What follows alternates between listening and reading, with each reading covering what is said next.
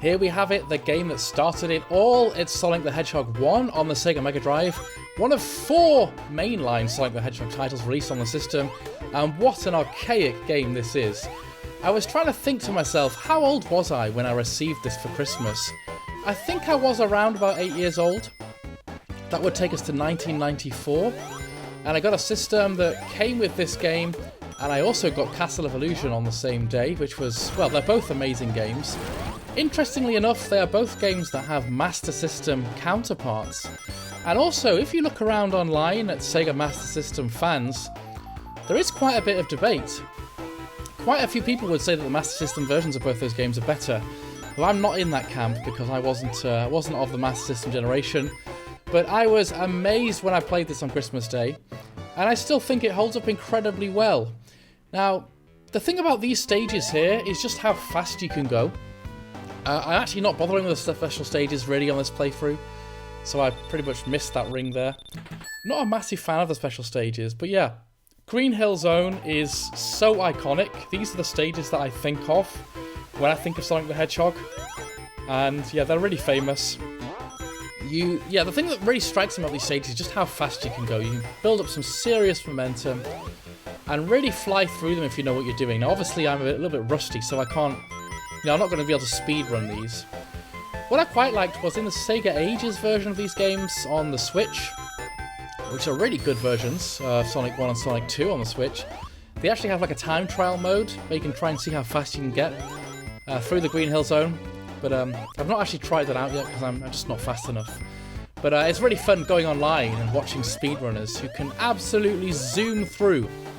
And the thing you notice the more you play this is how many different options there actually are. There are so many different ways to finish the stages. I couldn't help myself there. I reflexively pressed jump and ended up going into the special stage, so we will see a little bit of footage of that. But I actually don't intend to do that too much. Now, the thing with the special stages is they're very trippy, and I don't like them that much because it feels like there's a big element of chance. I have managed to play through the game and get all of the Chaos Emeralds, but it's a big faff, and it's a big faff because of just how much of it can be related to random chance. You don't really feel like you have a great deal of control. Now, yeah, one of the cool things is, when you get the Invincible, you really feel like you can whiz through. And if you get the Invincible in combination with the Speed Boots, then you're absolutely out of control. And one of the things I find funny in this game is that oftentimes you get the Invincible at kind of less than ideal moments. There we have the Speed Boots falling out the trees. It makes you feel like you want to go super, super fast, and actually that's not always the case. And that's another good point about this game is, certainly Green Hill Zone makes you feel like these are platformers that are about speed. They really are about going fast. But for many of the game's zones, that is not the case, and going too fast will kill you. That's the first of the little spring tricks there. Spring that bounces you back the way you were coming. Really like the kind of pseudo 3D rendering on many of these things, like the spike pole there. But yeah, you miss... this is funny, because I've been playing the Sega Ages version, which actually... Some of the versions, like the Christian Whitehead version on the iPhone as well, actually have abilities that didn't come with the first version, including the spin dash. And you miss the spin dash because if you lose momentum of that block bit there, you're kind of stuck and you have to go back and build it up. And I was like, why can't I spin dash? But the reason why is because you're playing on the original Mega Drive, you doik. Right, Dr. Robotnik. Called Eggman, I believe, in Japanese versions only. But yeah, we call him Dr. Robotnik over here.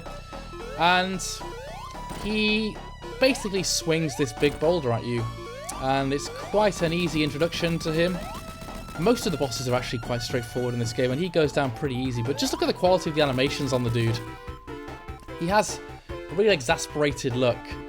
And I think people missed... Yes, I've seen some 3D rendered versions of this. Maybe it was Sonic 4. Where a lot of the expressions of Dr. Robotnik just weren't there. Like, you really... Yeah, you've got to be able to compete with the level of detail that was in these original games if you want to make 3D rendered versions like Sonic 4. Right, so here we are onto the Marble Zone. And I think Marble Zone is great. It's a great example of the fact that Sonic the Hedgehog is not actually all that much about going fast, because these levels require a lot of timing and patience in order to not screw them up.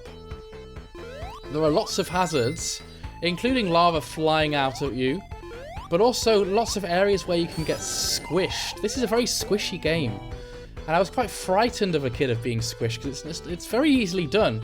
You see we have these columns here crushing up and down. You get slightly caught under one of those. You don't get like bounce back and a bit of damage. You get squashed and you die, and Sonic looks very uncomfortable. So yeah, these stages are actually quite slow. Like we're slowed down here. We got to push these blocks in order to move the spikes out of the way, and we got to dash down, try and avoid getting hit. We lose our shield, but it doesn't matter because there's another one right here.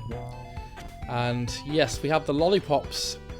I don't know what those are actually called, but the lollipops are your waypoint markers, so once you activate those, you get to restart there.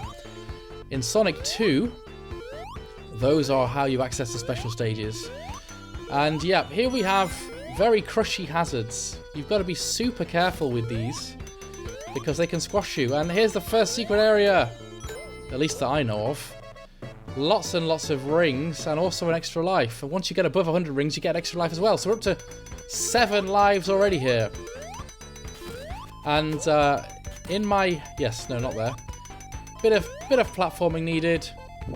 Got to be careful to avoid the lava spraying out at you, but it's not too taxing. And make sure that we don't take any hits, and through we go. The first part of the marble zone done. Act 1. Yeah, we have 3 acts per stage here, which is actually again different in the other games. I think it's shortened in Sonic 2, isn't it? Right, marble zone Act 2. A bit more of the same actually. Now, one of the things you may notice if you have good attention to detail, Generation 1 Mega Drives, which I'm capturing this from, have a little bit of a characteristic called jail barring. And you notice it in the mountains back there. You notice it in certain areas that have lots of purple. There are very subtle little lines. I'm not super bothered by it. To me, it's like just a sign that you're playing on original hardware. I had a look online. There are things that you can do to try to remove it. But I probably am just going to leave it as is. Because this is already a modified system. Because this is a PAL Mega Drive that has the reset button 3 region switch feature. Which took... it probably took over an hour of soldering. I had some help from my brother because... You know, you need a little bit of assistance when you've got some heavy-duty soldering to do. But it's great because now I can play the games in their proper aspect ratio and in 60 Hz. It's very funny if you compare the different versions of Sonic the Hedgehog. It's a good metric to use because the music sounds very bizarre actually in the slowed down PAL versions once you've compared the two. Of course, we as kids in European territories didn't know any different, but now I do know. I'm a little bit of a purist and I want it to all play properly. So yeah, we gotta follow the block now. I just make sure we don't lose sight of it. But yeah, this zone is actually kind of sedentary. It's not fast, and yeah, I do think it interesting when people think of Sonic as being fast games, because I would say actually no, they're really not. They make you think that they are, and the more that you believe that myth, the more likely you are to run into trouble, or come a cropper as we say. Right, I go over to the left because I've got a waypoint marker, and we've got some coins to collect. And then I just take my time here trying to avoid... There you go, look at the mountains in the back, you'll see a little bit of that jail barring effect. I don't mind little bits of artifacts, because sometimes it's nice to be like, well actually it's not 100% perfect like it would be on an emulator. It's how it looks on real hardware. Another feature that I quite like to see sometimes is little bits of junk pixels that you get at the bottom. Again, that's a feature that you get on original hardware. I think it's related to data loading. Now, this section here is interesting because I don't know about you guys, but sometimes I have little mini games in my head that bother me if I don't do them right, and that's one there. I don't like to miss out on perfectly bouncing on all of those blocks in order and get the 1,000 points. I don't know why, but I'm a little bit funny like that. Right, we got the invincible here, which means that you can essentially just whiz through this part. Yeah, we're going to do some whizzing. Mostly ignore all of the bad stuff that's here. we're not bothered. We can... I'm aware that there's another secret somewhere, and I keep jumping to the left to see if it's in one of these areas, and it isn't. But because I couldn't remember exactly where it is, I kept doing it. You can just chill out a second. And there we have it. That's the end of Zone 2.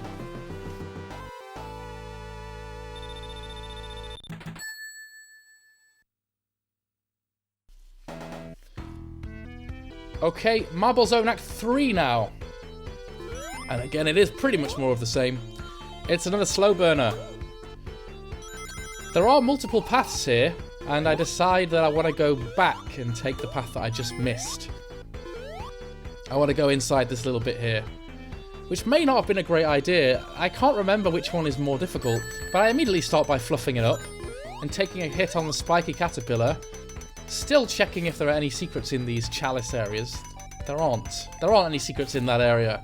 Get on with it. Collapsing bridge, which we definitely avoid. And then that little delay there meant that I took a hit. Everything's timed for kind of moving at a certain pace, and if you throw that pace off, it all goes wrong. I was wondering here, what's the point of those spikes when you could just not go on that side? I was like, is there a secret or something? Couldn't find one if there is. And on we go. Yes, another slow-moving block section across the lava. Might as well just chill out, collect some coins. They're not coins, they're rings. Yeah, they're rings. Yeah, you see what I mean? Like, Marble Zone is kind of a bit sedentary. I don't think actually as a kid, I don't think I get much further than this stage.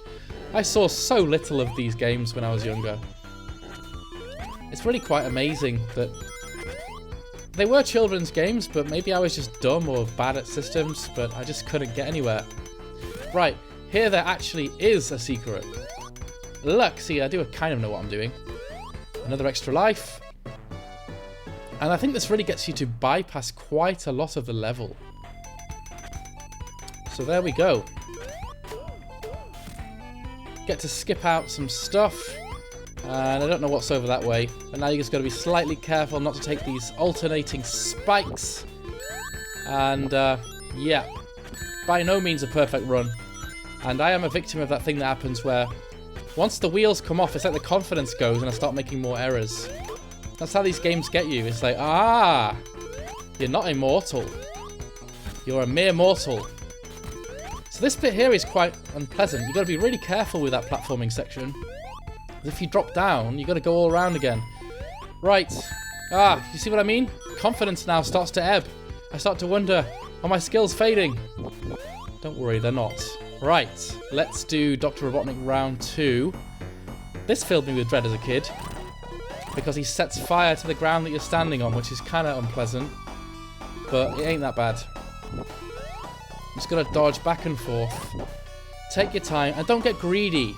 I'm really guilty of trying to rush these bosses and getting greedy, and it just makes it harder because if you try to rush a second hit in, well, you've got a risk of taking lava to the face. There he is, flustered and exploding. Bye-bye, Dr. Robotnik. I always really liked the idea that the enemies are the kind of cute creatures that have been trapped within robots, and I like the idea that at the end of the level you get to liberate large amounts of them. Isn't that cute? Very little time bonus, very little ring bonus there.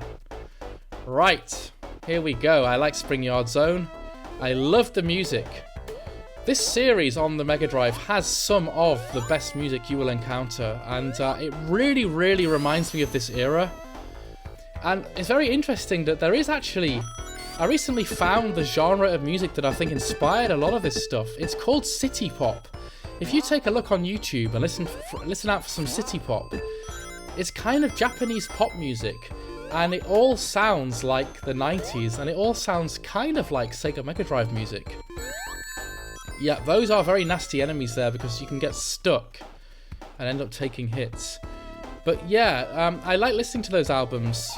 Toshiki Karamatsu, and there's an album called After 5 Clash, go and check that out. They really do sound like 90s Mega Drive games, and yeah, I was like, is this a genre on its own, like Sonic music? No, it's not. It was inspired by a different kind of music from that day. Yeah, we have these kind of 3D rendered looking spikes, and they're not too hard to avoid. Just got to take your time a little bit. Again, I don't find that these are stages that can be rushed. And yeah, oh, missed the block. Come on, come down, let me on. These blocks, again, should not be underestimated. The reason being that, again, it's a section for squishing. The games have a zero tolerance policy for squishing, because if you get caught between two of those, you're dead. And yeah, these half pipes, again, they're tempting you. They're saying, come on, go into the middle of the half pipe, have a run around. And I'm saying, no thank you, because if you do that, it just makes it really hard to get out without damage. So I just skip it. I do take a moment to collect some rings there, though.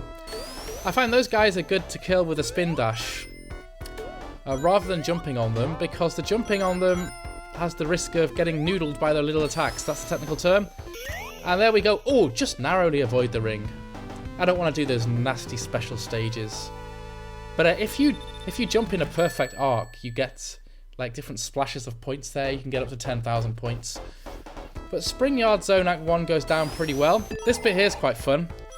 It's the start of that kind of feeling like you're in a pinball game. And I love the feeling of speed and how high you can get and the momentum you can get from the bouncing. Now, obviously, that's taken further in Sonic 2. The kind of inspiration, the elements of being in a pinball game. Yeah, very much inspired by this game, but taken an element further. I think Sonic 2 actually has the better level designs, but this came first, and I love it. Right, this, I just take a moment here to try and time this. These sort of moving blocks of platforms are featured quite a bit in these stages. Nice idle animation Sonic. He looks a bit grumpy.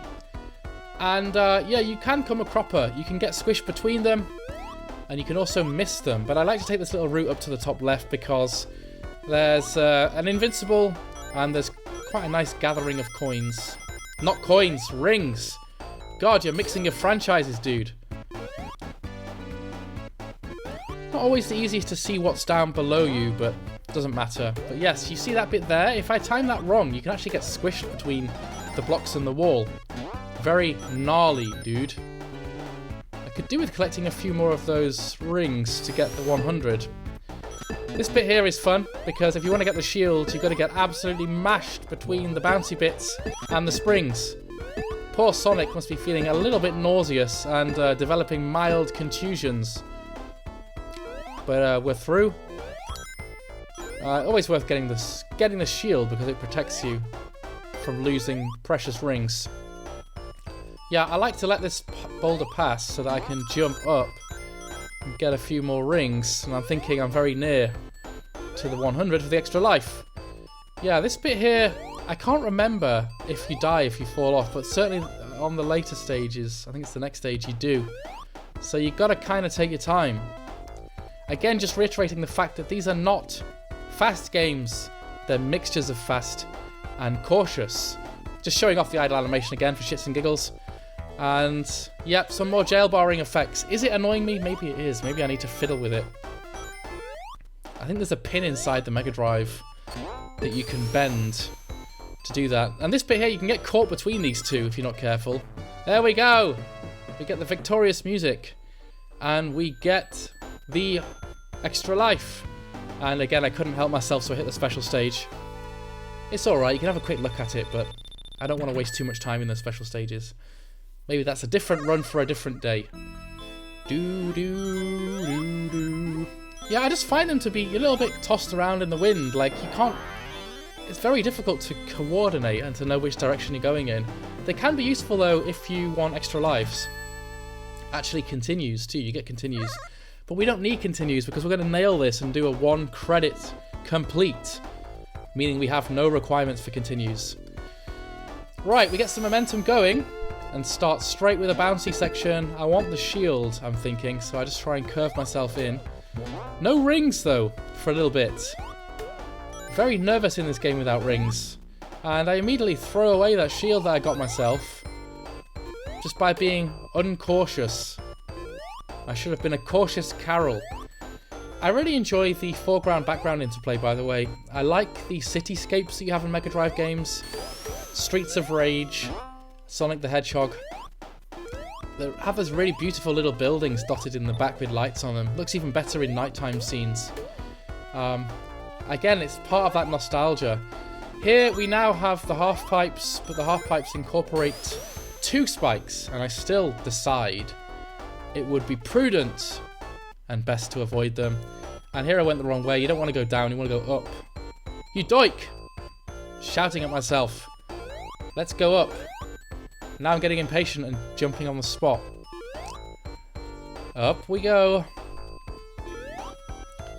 Now, the thing is, the music is so darn good that even if the level slows down a bit, the music just makes it feel great. Yeah, so Sonic 2, I believe that Michael Jackson designed some of the tracks. Here's a little secret. If you go up here, now we have the Invincible with the speed boot, which just makes you feel like you are flying. But then why do that and have this section where you're kind of slowed down by that moving block? It would be nice to feel like you could actually fly for a bit. Do more loop-the-loops. Loop-the-loops feature more heavily probably in Sonic 2 as well, and Sonic Mania really takes advantage of those. Right, we're coming towards the end now. I find it very interesting there. Yes, this bit here, you can die. If you go too fast, you will die. Horrible. And I've totally forgotten what I was going to say. We're making our way across carefully, because we know that the boss is on the other side. Come on. Here he is. Now this boss, when I was a child, was considered to be very far in the game. And I would always be extremely nervous by this point. Obviously, now that I'm a grown-up, I don't get nervous at video games. And all you gotta do is, in my opinion, the best way is lure him either side. Give him a couple of doiks on the head. Easier to do him side to side, because if you get gaps in the middle, it's a bit easier to fall off. Yeah, oh yeah, that's what I was going to say. The words, it says cope. It's kind of funny, I don't know why it says cope. Is that maybe a message to millennials? We were all hardcore in the 90s, we just coped with things. We weren't, what's the term? We weren't snowflakes. We just coped. I wonder if we can make a ROM hack where we have different inspirational messages there, where it's like, deal with it. Solidarity, endurance, who knows? Anyway, Sonic has passed Act 3. Right, Labyrinth Zone, my least favourite. Now here's one thing, historically, I'm not a big fan of water levels, and I think it might be because these levels frightened me as a child. I think I probably had to get here by level skip, if I ever did. I'm not sure if I ever got this far without that, but it frightened me, and I didn't like the idea of not having enough oxygen, especially because that when you die or when you start running out of oxygen, it's a very frightening countdown effect that's just, it's too much for a child, alright? It's like, geez guys, does it have to be so frantic? I mean, you will probably hear a little bit of it. Not much of it, but a little bit of it. But yeah, not just that though. There's the feeling that everything is very kind of gloopy when you're underwater, so it's all a bit slower. And your momentum is slower to build up. It's a lot easier to come a cropper, get hit by enemies. And yeah, when you don't know where you're going, there's that constant feeling of pressure that you might drown. And I think the trick really is just to take your time. Again, it's to slow the heck down and make sure that Sonic the Hedgehog gobbles enough air bubbles. There you go. What? That's a weird noise that he makes. But not a bad noise, just a weird noise. I don't think I need this much oxygen. Like, now you're just getting paranoid. I'm just trying to build up my momentum there. Yep, here we have the crazy sections where you're tossed on the tides. And these little platforms move up and squash you into the spikes, which again is very mean. Like, these games aren't easy, dude. It may be a pack-in game. It ain't easy for children. Right, to take myself a couple of rings. Again, thinking I could maybe stock up on some lives. Knowing that I'm going to need it because The boss on this level is the bane of my existence. Right. These spikes aren't too bad. You just gotta know where to stand. You gotta know where to stand to avoid them. Yep, up we go. Now I'm like, oh, thank God, a little bit of fresh air. That section there is nasty. It's nasty because if you don't jump off your platform on time, you just get full-on squashed. And I'm so afraid of being squashed that I jump a little bit too early the first time there. Give me some oxygen. I find it interesting that those big black background tiles, see that one there in the background? They look quite creepy. They look almost like they wouldn't be out of place in a Metroid background. Yeah, and now we introduce these spears that come out of the ground to stab at you. Again, hard to dodge, and featuring quite heavily in the later stages of the Labyrinth Zone. Quite heavily, and we also get sideways ones that come in there, as if up and down ones weren't enough. Anyway, I'm very glad that we get a little bit of a breather here. Some oxygen. How do you guys feel about underwater levels? There were plenty of them in the Mega Drive era. There were lots of them. Even the Mickey Mouse games, Castle of Illusion, World of Illusion, they had underwater levels. And I think it's just always been something that frightened me. Echo the Dolphin, for example, I didn't like. I found it quite frightening. It's a game that's too quiet, it's too creepy, there's not enough going on, and it just ties into that kind of weird feeling you have as a kid where you can't quite see what's under the water and you step on something squishy and you're like, is that just, is that seaweed or is that a jellyfish or what? It's so mysterious. A good example would be maybe Shadow of the Colossus. Shadow of the Colossus had some terrifying underwater stuff where you had to fight like a big killer eel. Again, made me rather nervous, and they just always have. I think the water is a very mysterious place. Also, I think Soul Reaver 2 on the PS2. There was this underwater kind of tentacly jellyfish guy that used to speak to you. He was like a god, I think. And, oh man, it just frightened me. Ah, I thought I was going to go left. I take a hit, then I think, sod it, we'll just disappear. We'll just disappear and finish the level. It's not worth the hassle. And so, who knows what's over that side? It's a complete mystery because I wussed out on it. I'm just glad to get this crazy Labyrinth Zone done, if I'm honest with you. Right. Labyrinth Zone 2. More underwater shenanigans. I don't know what the names of any of the enemies are in these games, because I'm one of those people who never reads the manuals, never pay attention, just play them straight up. They presumably all do have names. But I'm just going to call them the weird drill nose guys. There's lots of weird drill nose guys, and they are, they're fiddly. They require dodging. And they require being in good position. Yeah, and also those little round guys with the 4 spikes that come out, they can be a pain in the hole. Especially when they're placed in dastardly locations. They're placed in worse and worse locations as the game goes on, basically. Take a moment here to collect a few rings. Just a few, mind. Don't want to be delaying too long. Frightened of drowning. Oh man, I wish that Sonic could just like get a scuba set and just an oxygen tank. We wouldn't have to worry about all of this gobbling of air bubbles and gasping for air. Now this section here is real nice because it really does give you a lot of opportunity for collecting rings. So much opportunity for collecting rings, actually. And also, I think is there the invincible? If not, anyway, there's lots and lots of 10 ring boxes. So I just make sure that I scout the area properly and clear them all up. I want them. I'm hungry for them. Yeah, there's a few loose ring sections, and there's another box there. And now I'm like, well, we're pretty close to again, we're pretty close to an extra life's worth. Get myself a shield, which is basically an insurance policy to protect those rings. And now I forget where I'm supposed to be going. I'm supposed to be going to the right, not to the left. You muppet. Take the spring. Hit the spring. Thank you. Yeah, the mechanism here is that you press the buttons to open locked areas, which I have done, but I seem to have just forgotten where I'm supposed to be going. It happens to the best of us. See, I'm getting old now. How old even am I? I think I'm 35. Yeah.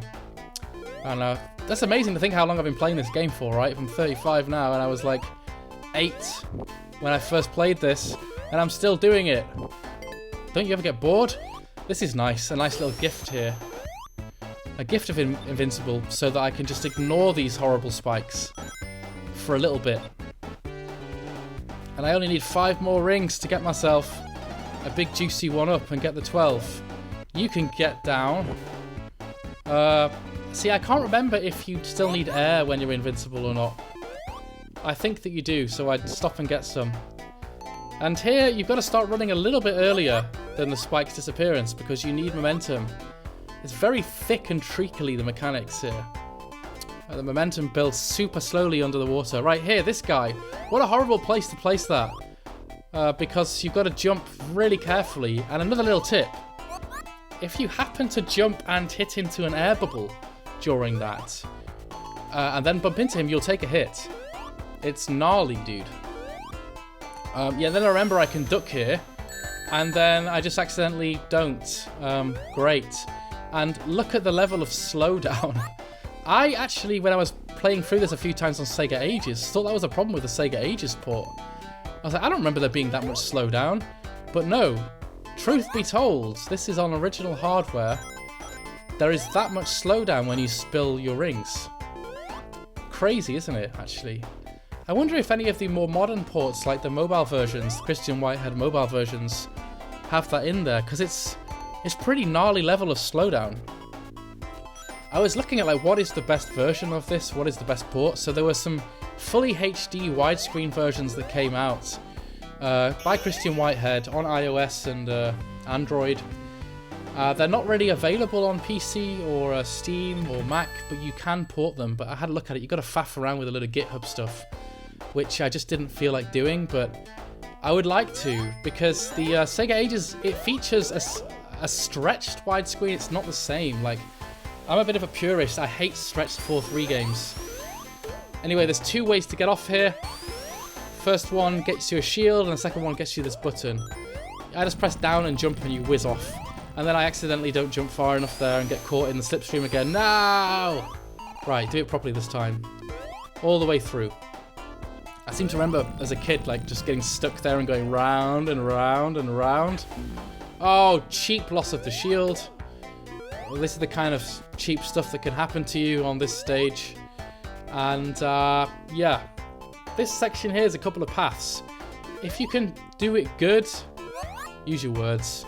Land on the cork in the middle and keep going. But I fluff it up and the cork disappears. And then I think, oh, I'm going to go down this hole now because I'm frightened.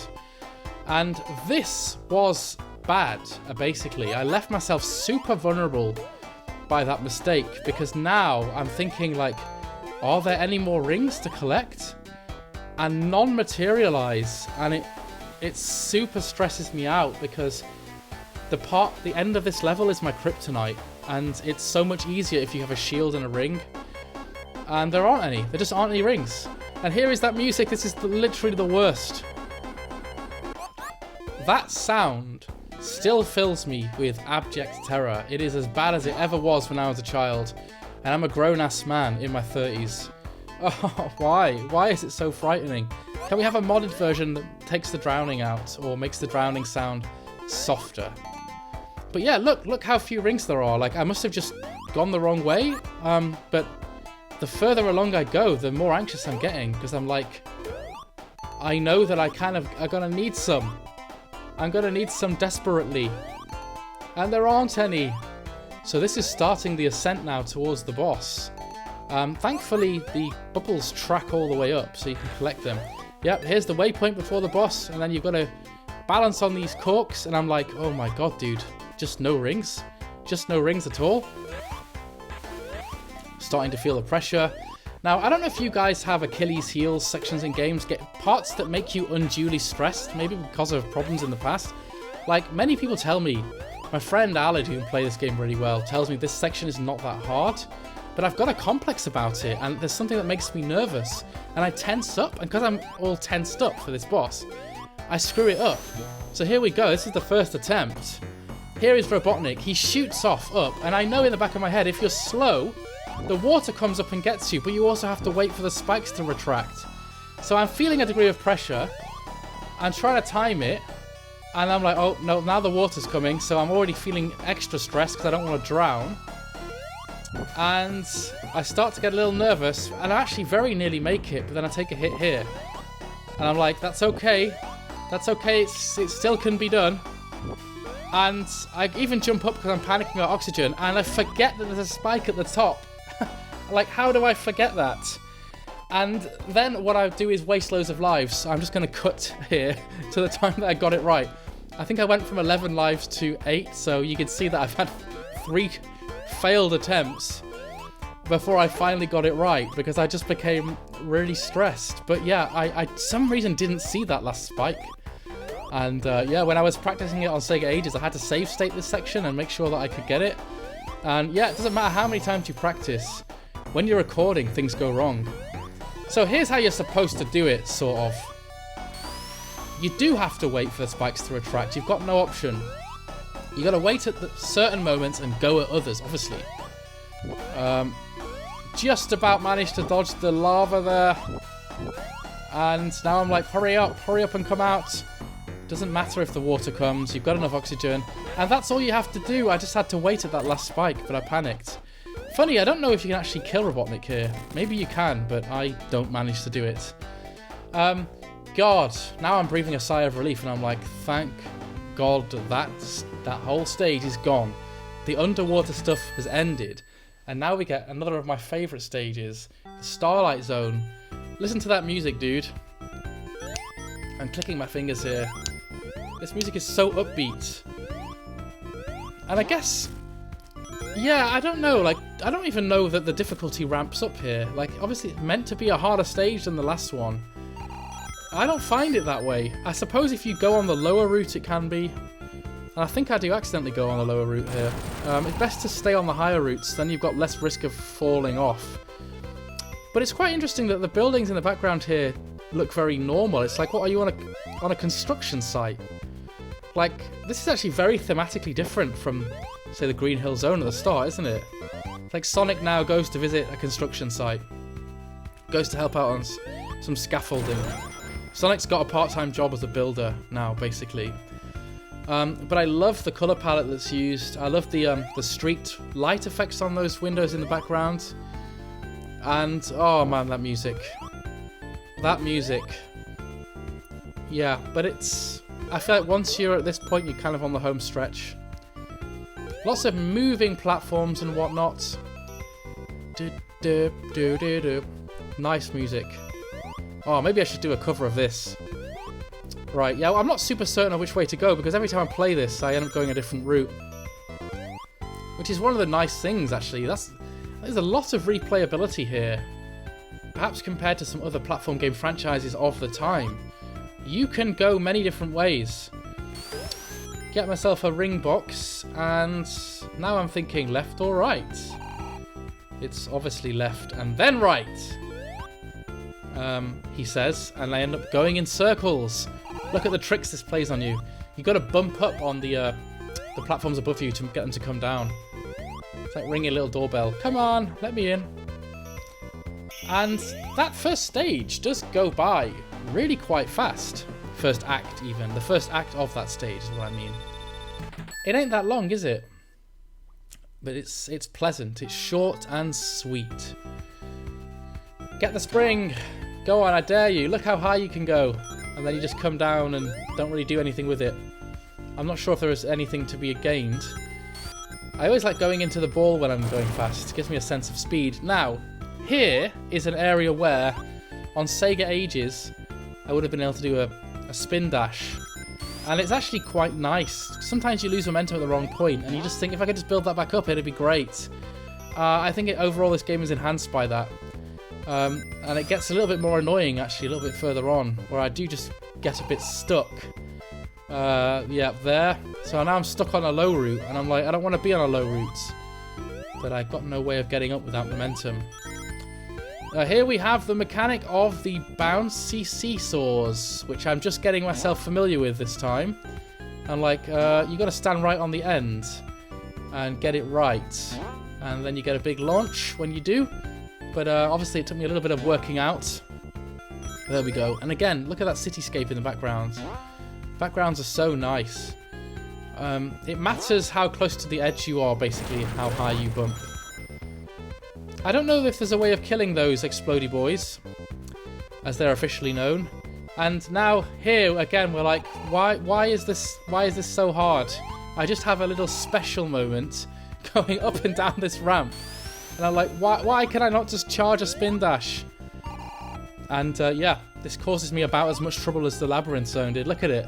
I'm just not smart enough. I'm not smart enough for this puzzle.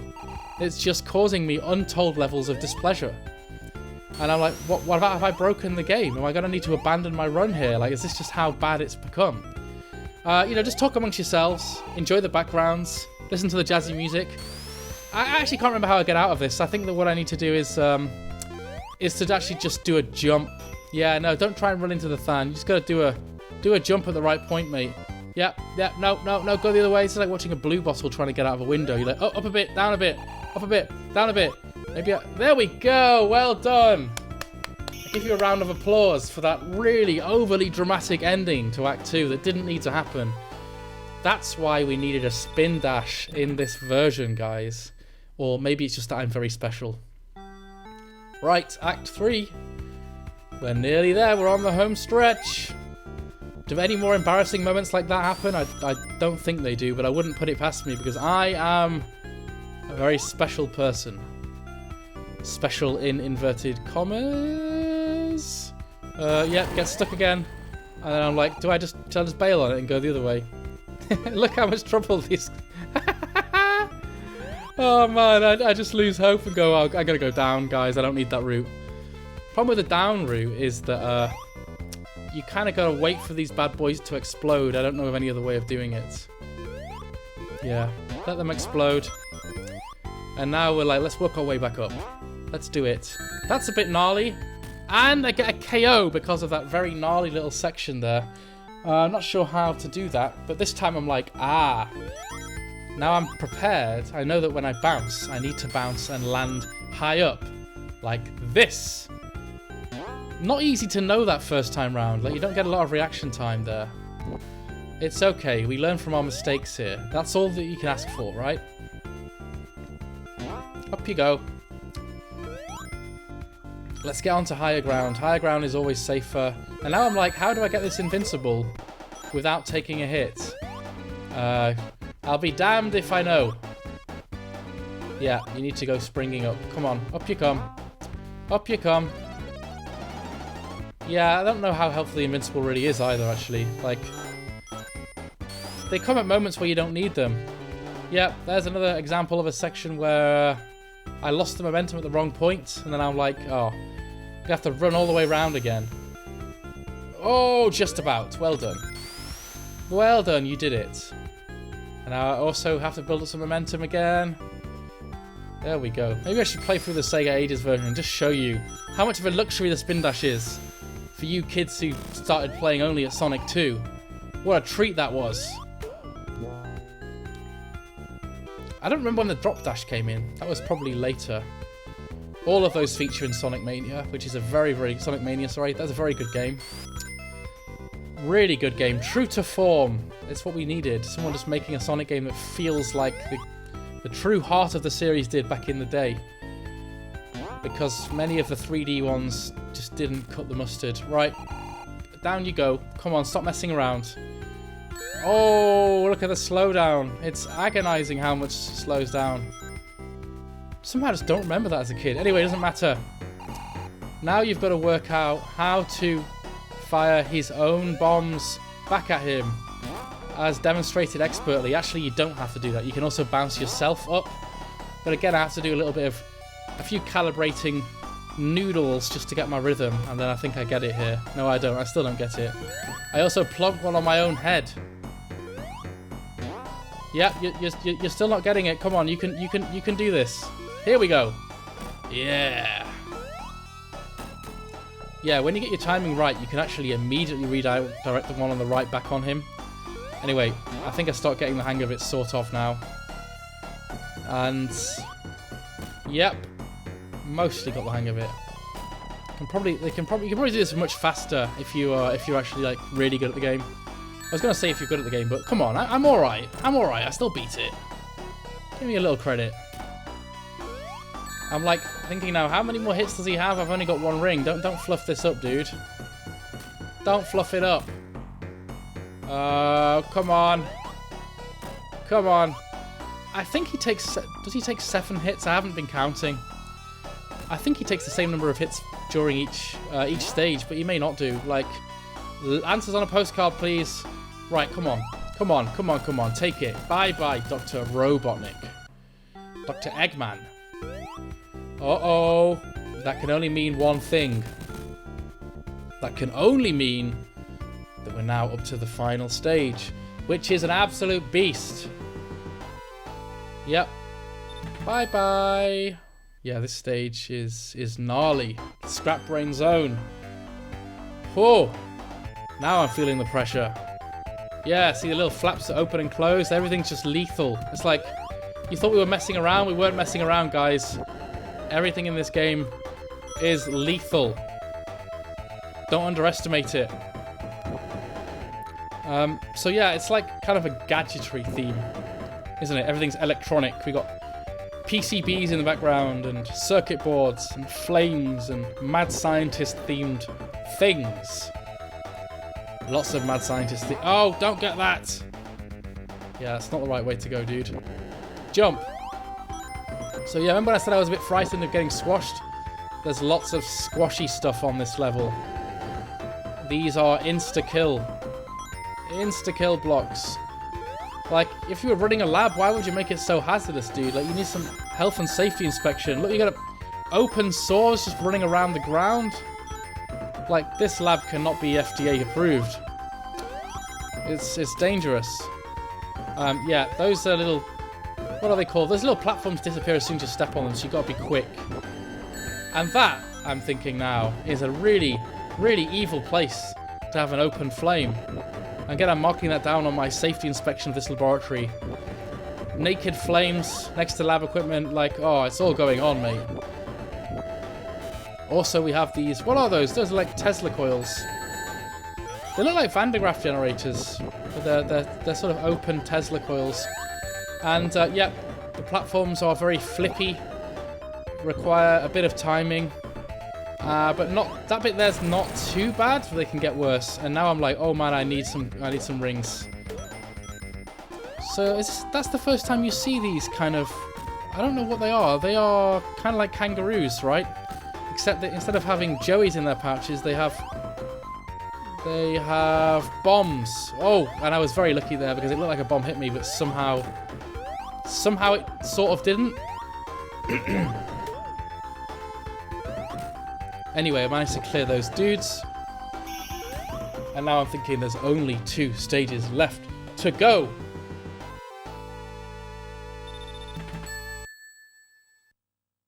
We're nearly on the home stretch. Scrap Brain Zone Act 2. The third is quite different. The second is kind of more of the same stuff, I think. Although I like these kind of gravity wheels here. You gotta jump when you're at the right point on the rotation. Obviously, you know what you're doing, guys. You could play this game better than me. Now we're just like dodging hazards left, right, and center in this mad laboratory. And yeah, you can get caught out by those Tesla coil things if you fall into areas where you can get stuck. Yeah. Oh, yeah, take some hits. I think I managed to just get through by the skin of my teeth without dying, but I definitely don't find these stages easy. And this is just cruel. A conveyor belt into an open saw blade. You've got to delay yourself and then jump. See, this bit here, yeah, this is where you start getting very easily stuck. And I'm like, no, I've got no rings. I think the priority once you get hit is to get a ring back, because you're just extremely vulnerable otherwise. And now I'm really feeling the heat. Come on. How the hell do you do this without spin dash? It's actually... I didn't realise actually how much easier the spin dash was making this game when I was doing my practice playthroughs on the Sega Ages version. But the answer is it makes it substantially easier. And of course I had to fail that section there. I did it on purpose because I knew that there were nice rings to collect at the bottom. That's exactly what happened. Next time I don't make the same mistake. On we go. Oh, delay, delay, delay. Yeah, there we go. We managed to not get sawn in half. Imagine a version of this with gore, like Sonic actually gets cut into a bloodied pulp. That would be like a Doom version of Sonic. Maybe I should make that mod. Can someone make that mod, please? Right. Yeah, a little bit more timing. And now I'm thinking, oh, how do I make sure I'm out of the firing zone for those bomb dudes? And I fail. I actually fail to get out of the way. I'm clinging on for dear life with a single ring. That single ring is just about keeping me going. Right, I think we have more kangaroos. They do, they keep coming back when you least want them. Because, yeah, they come back at these bits where you gotta run left and right down these long corridors. So I do take them out because I don't want to suffer too many blows from bombs. Even saying that, I still managed to succumb. Come on, Sonic. Come on, mate. I know you're tiring now. This is getting pretty spicy. Whoa! They took me by surprise, and instead of actually learning them, I just blast through and let the ring disappear, and just decide that's enough for me, and through I go. Right, here we are, the last level. And it's a bit different because what happens is Dr. Robotnik is like, mate, you thought you could get to me, you can't. Down you go to another horrendous, you guessed it, underwater zone, because if you hadn't had enough drowning Sonic, you gotta have another dose of it. It's the best bit, right? The fear, the thrill of the trying to oxygenate this little guy. Yeah, you wanted another round of that, didn't you? It's exactly what the Doctor ordered. The Doctor being Dr. Robotnik. I can't remember if I lose lives. I probably do. It's all very difficult. I just, like, yeah, at this point, I would have had no chance as a kid at this point. It's just too lethal. There are some very, very difficult to dodge spinny blocks as well, actually. Coming up a little bit later. Not here. Now, you don't want to fall down there without being in a spinning position, because if you do, you obviously can't damage the enemies.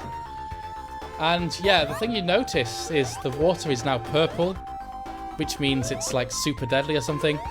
But also, the bubbles come out a whole lot less frequently, and I miss one there, and decide to wait because they just don't come that often. I don't know how much less frequently they come, but it's bad enough that you can drown. I mean, you can drown on the previous labyrinths and stuff, but you can really drown on these ones. They just had to do that to make it harder. And now I'm thinking I need to go back to get some oxygen, because I've made this mistake before of running out and drowning at an inopportune moment, as if there is ever an opportune moment to drown. Right. Yeah, I don't know how to open the door down there. I decide to just crack on and go up. And I am going to be waiting for bubbles. Always waiting for bubbles. Oh, actually I played it very cautious. I waited for bubbles, got some rings, and then went back and waited for more. That's how nervous I am of drowning here. My childhood trauma of that noise is carrying through even to today. I should go get some counselling for that Sonic-based PTSD. Right, this bit here I think is a double spike that's very difficult to... Yeah, there. I know not how to dodge that. And so I think I just decide I'm going to ram through and take the hit. Just to make it really unpleasant. It doesn't matter, that is the end of that stage. And now we hit Final Zone. The final, ultimate form of Dr. Robotnik. Which I actually make a little bit of a meal of. You've got to kind of figure out where he's coming from, move out of the way, and then kill him. Easier said than done. I mean, yeah. He's actually not that bad a guy, but by this time you're stressed out and you're worried, and I've got no rings. Actually, rings don't help. Anyway, I think everything at this point is insta-kill. It's all insta-kill. It's insta-death. And I think I get almost halfway to killing him, and then I take a hit like a silly sausage. Where do I do it? Oh, not even there. Not even there. There. Oh, man. Right, let's cut to the bit where I actually start to kill him. Okay, let's do this again. Now I know what I'm doing. I'm relaxed. I'm not going to make the same mistake twice. You had your laugh. Now I'm so nervous I don't even get him, like, the first 2 rounds. Like, come on, man. Now I'm just worrying. Look at that, 2 misses. I'm thinking maybe I don't have it in me. And this game's still beating me all after 20-odd years. No, come on, you can do this. I love how victorious and happy Robotnik look. Like, he knows that he's doing something evil. Look at him. He is sniggering as he goes. He's sniggering and fully expecting to kill you. He's like, you ain't gonna beat this, guy. You are not gonna beat this. This is the ultimate machine. I mean, he's quite an efficient guy, Dr. Robotnik. You think about the sheer number of inventions he makes across the first, even just across the Genesis titles. End of every act is a new machine of some kind. Anyway, he does feel like he takes way too many hits. Way too many. But it probably is, yeah, anyone counting them? It's probably still only 7 or something, isn't it? Oh, and I miss him because I'm not on the right side of the screen. It's okay. Stay calm. Oh, he's still not dead. It's got to be only 1 or 2 more hits. And then he is going down. Yep, another miss. I think that I'm now frightened of dying. So I decide that I'm going to stay only on the right side of the screen for some reason. Like, that's how worried I am. Right, it's only another hit, isn't it? Surely. Don't call me Surely. Yep. Yes, thank God for that. Oh, man. That was traumatic. And now this is really fun because Dr. Robotnik tries to escape. And you just smack him and he goes down in a pile of flames. Wow. That is a 1 credit complete of Sonic the Hedgehog on the Sega Mega Drive. And now you get this cool little outro scene. Okay, that is everything from me. Take care, guys, and I'll speak to you all soon. Goodbye.